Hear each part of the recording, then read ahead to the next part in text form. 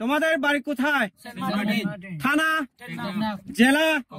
তোরা ব্যাকুব বাংলাদেশ না? গত 10 সেপ্টেম্বর নাফ নদী থেকে আরাকান আর্মির হাতে আটক হওয়া 80 জন বাংলাদেশি জেলের মধ্য থেকে ছদ্মবেশে থাকা আরসার সদস্যদের সাথে আরাকান আর্মির সংঘর্ষের ঘটনা ঘটেছে। মূলত সাগর থেকে আটক করে পাড়ে নিয়ে যাওয়ার পর বাংলাদেশি জেলে ছদ্মবেশে থাকা আরসার সদস্যরা আরাকান আর্মির ওপর হামলা করে।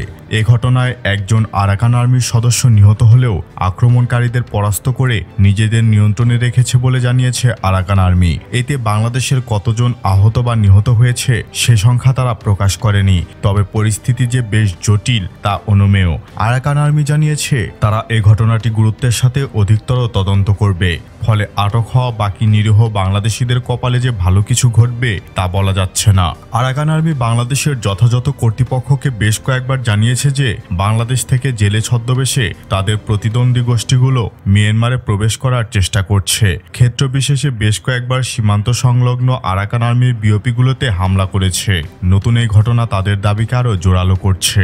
এতে আরাকান আর্মির সাথে বাংলাদেশের এক ধরনের অবিশ্বাস বা ক্ষেত্র বিশেষে শত্রুভাবাপন্ন অবস্থান তৈরি হচ্ছে।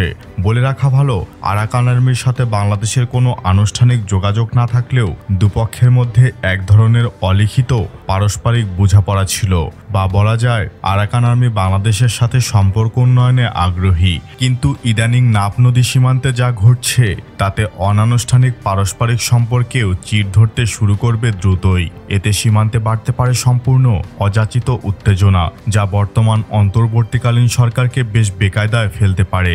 নাফ নদীতে মিয়ানমারের এই দুই বিদ্রোহী গোষ্ঠী, বিশেষ করে বাংলাদেশের রোহিঙ্গা ক্যাম্পে থাকা আরসা, আরএসও এবং সীমান্তের ওপারে থাকা আরাকান আর্মির সম্ভাব্য ফলস ফ্ল্যাগ অপারেশন সম্পর্কে অধিকতর সচেতন থাকা এবং প্রয়োজনে কঠিনভাবে এসব দমন করা উচিত আমাদের।